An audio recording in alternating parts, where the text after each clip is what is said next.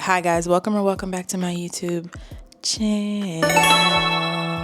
Today has been a day. It's Saturday and it feels like -20 outside. So I determined a couple days ago that I was not going to be involved with that. It's 4 p.m. What I have done today though, and for the past couple of days, is read this. Did you hear about Kitty Karr? I've talked about this in a couple of videos. I know for sure my February TBR, but I started it, guys. I started it. I told y'all that this was the year that I read it. I'm 51% in, and most of my speculations were correct. So for a little bit of info about the story, it starts with us meeting 3 sisters, Elise, Giovanni, and one more. The sisters, to me, like, the sisters' POV and them, they're just not really important. But in this present time, they inherit Kitty Karr's money. And everybody's like, well, if Kitty Karr was this white woman, why would she be leaving her fortune to 3 black women? So I speculated that Kitty Karr was white passing. I was correct. But what I wasn't correct about was who she actually was. Now I'm just gonna say, I'm gonna talk about this book. As much as I'd love to be a spoiler free video, this one just isn't gonna be that. So just keep that in mind as you watch, or don't watch, but like, watch anyway. We get POVs from Elise, Hazel, Mary, and Kitty. Okay, so Elise is the one that's in the present time, and then Hazel, Mary, Kitty are in the past. Hazel is Mary's mom, and Mary, her full name is Mary Magdalene, but she was conceived via grape, pretty much, or not even pretty much, exactly that. So Hazel was working in the Lakeses home, and the Lakeses were like, they owned a tobacco plant, I believe. So Hazel was also light skinned, very beautiful. She goes and she starts working for the Lakeses, and their son Teddy comes and he assaults Hazel, which results in the pregnancy and ultimately Mary Magdalene, Hazel's daughter. Mary is very, very light skinned, right? And as Hazel was kind of raising her, she talked about how it kept an eye out on her ears. And I've read that in a couple of different books, but how they would look to the ears to see, oh, your baby's gonna get darker, your baby's gonna get darker. But Mary never really got darker. So throughout Mary's childhood, Hazel was prepping her to be white passing. So they'd go to Charlotte, which was a couple hours away, on the weekends, and Mary would pass, right? And she'd go to the store, she'd go to the movies, she'd do all these things. And Hazel was supportive of her and also just wanting a better life for her daughter.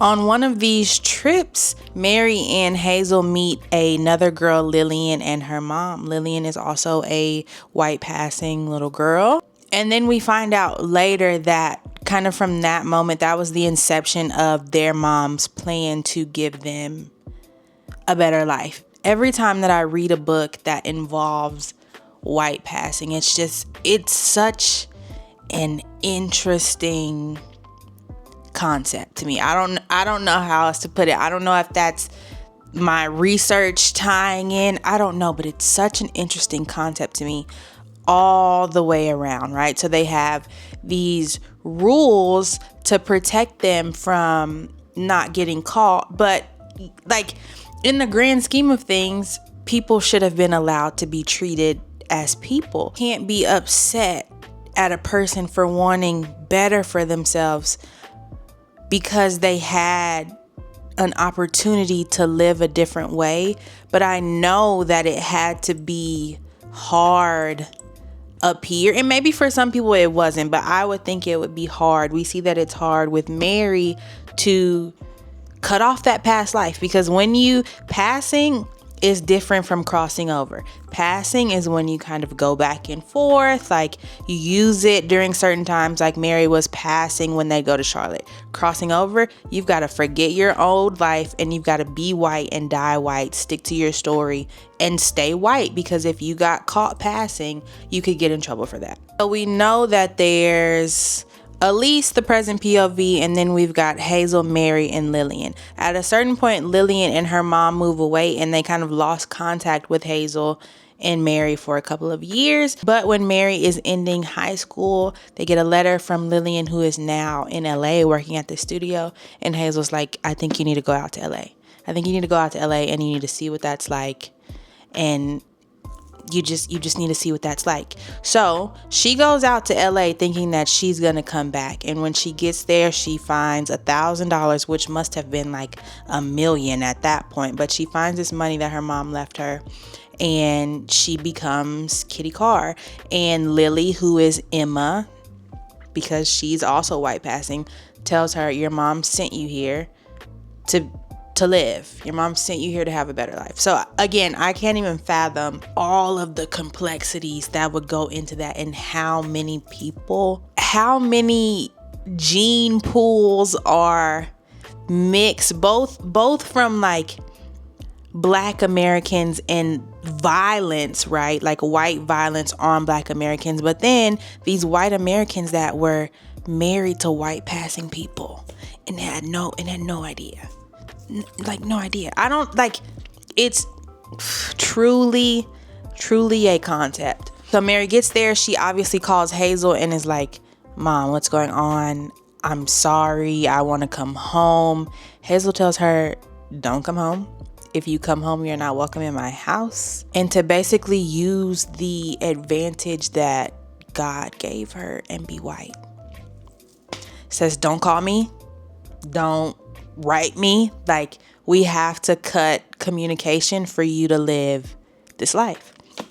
So again, heavy type of thing. I can't even imagine. So now at the point of 51%, Mary has taken on her new name. She is now Kitty Karr. Even in the book, you see the perspective name switch over from Mary to Kitty. So she's officially Kitty now. She's working at the same film studio that Emma's working at. So she's meeting all these different people. There are other white passing people as well. But Kitty wants a job like in film. She wants to be an actress. She wants to write. So somehow she's got set up with the director of something. I don't know. He's a big deal. His name is Nathan, and they fancy each other. It's also interesting to see like Kitty's mindset shift, because she had said she'd never date a white man, and now she's falling in love with this white man and having these thoughts about him. So I'm sure this relationship with her and Nathan is gonna go somewhere, but I'm only 50% in. So I'm questioning what's gonna happen. What does her relationship with Lillian look like? Because it's already on rocky waters. And even as kids, Mary or Kitty felt a little bit of a way around Emma, Lillian. So now in the present time, and she's living with her and they're pretending to be sisters, I think there's gonna be some sort of blow up there as well. Emma also gave her a couple of rules, one of which was don't procreate, because you don't know what the babies are gonna come out looking like. But since we know that one of the three sisters has the same blue-gray eyes that Hazel, Kitty, Mary's mom had, I feel like I need a whiteboard for this. But we know that at some point someone must have procreated, because those eyes are in the present time. So excited to see where this all goes. I'm gonna keep you guys updated. I'm having a good time. I knew I would have a good time. I said that I would have a good time. I was just nervous to read it because I feared a reading slump, and I still fear that. I'm gonna do a little bit more reading. That's literally my plan until further notice. I'll come back and update you guys. Subscribehow.com. Or even the Hi Bookies, here's the reading update of the day. Let's start off and say I won't be reading this. I know it's in my February TBR video. It's in 2 February TBR videos, unfortunately. I'm not reading this. I'm not. I could say more. I downloaded the Hold from Libby. I listened to approximately 1 minute of it.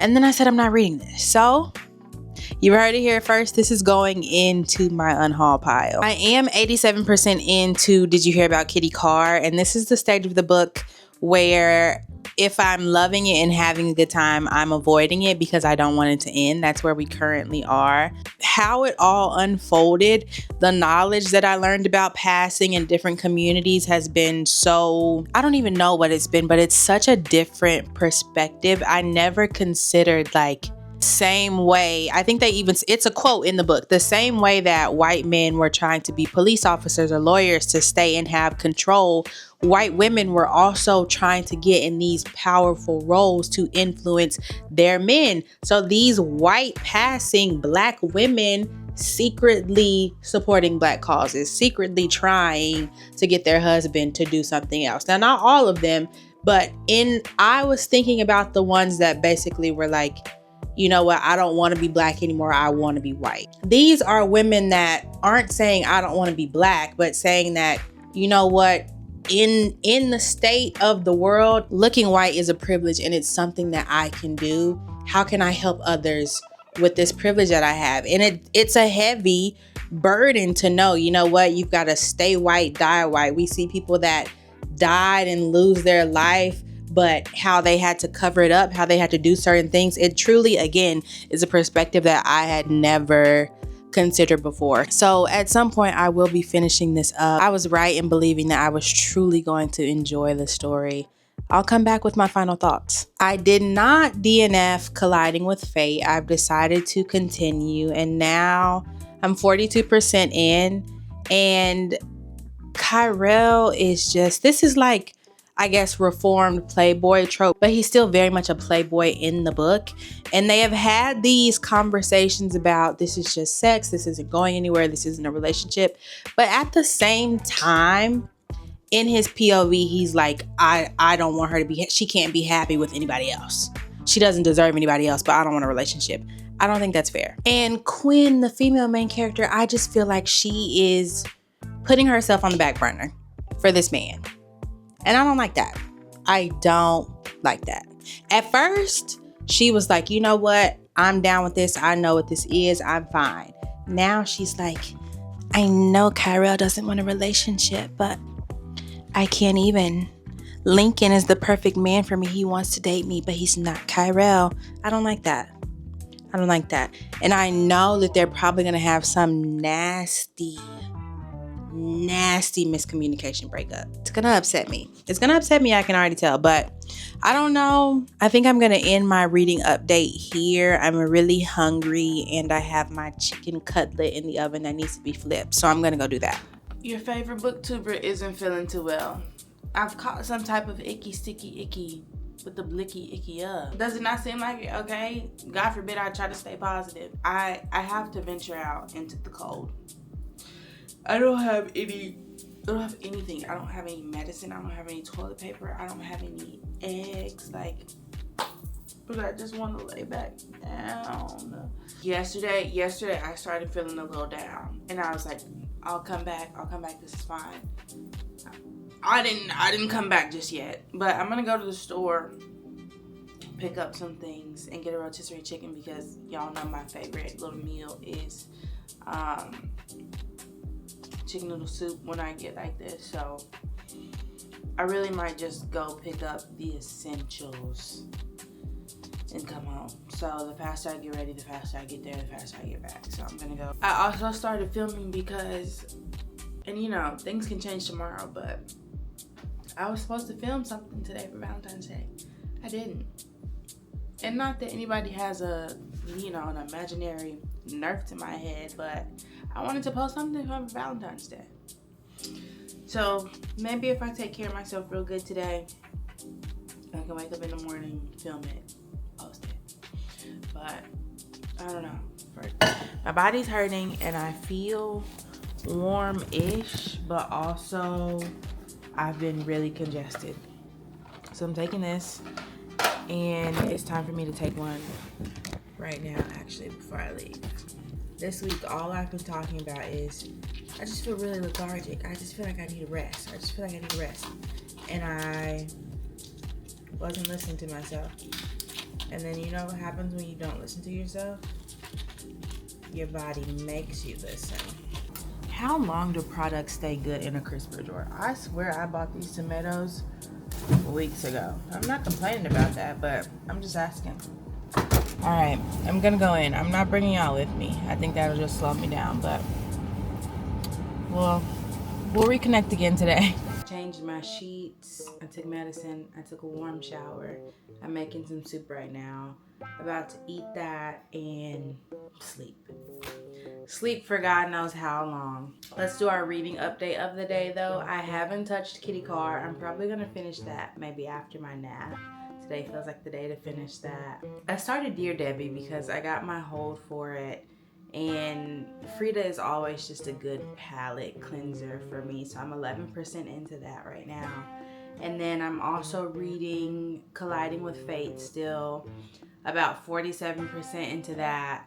And I think I said this the other day, but the reformed playboy trope is just not for me anymore.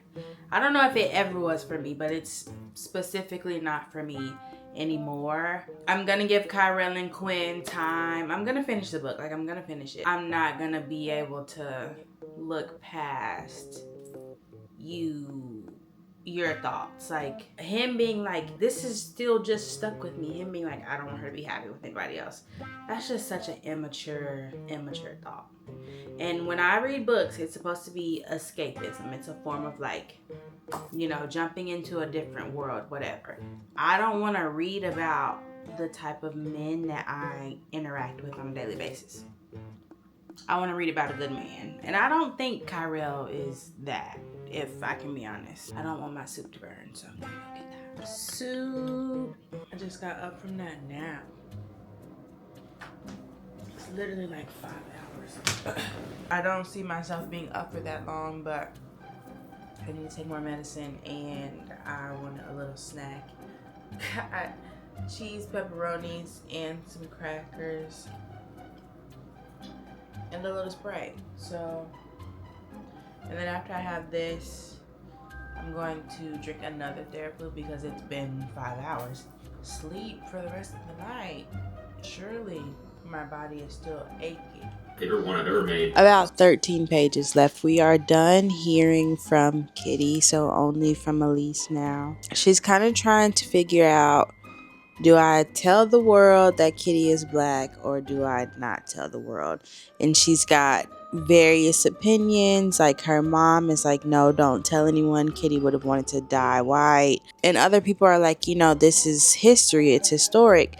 But also, if you open that up for questions, then, like, people could consider this fraud. They could come for your inheritance. It could just open a big can of worms.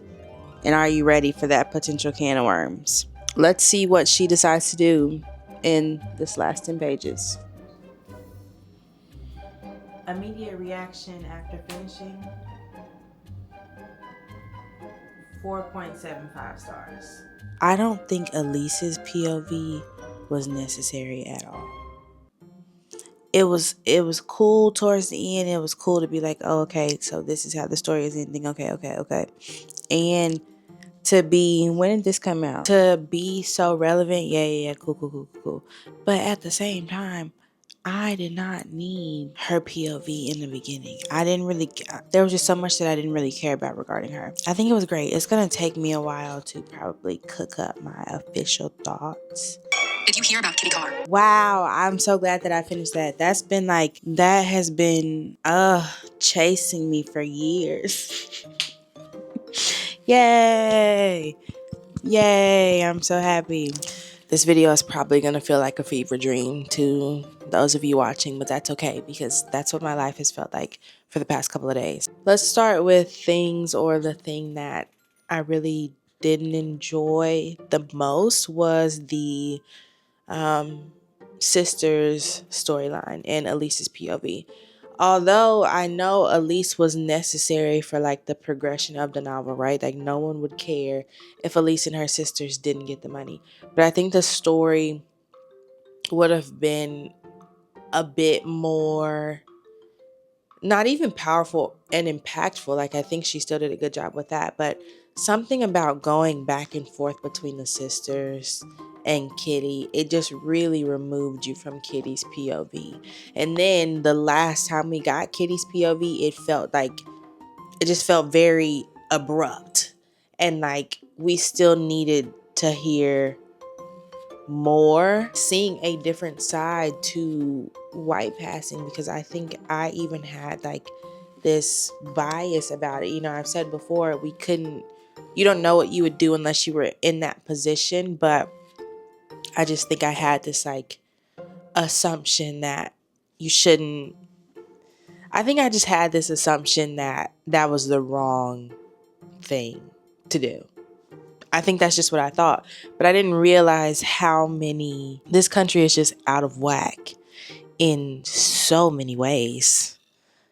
And this book reminded me of that. This book made me think about new questions that I would like answers to. I also think there was an opportunity to explore Sarah as a character just a wee bit more than we did.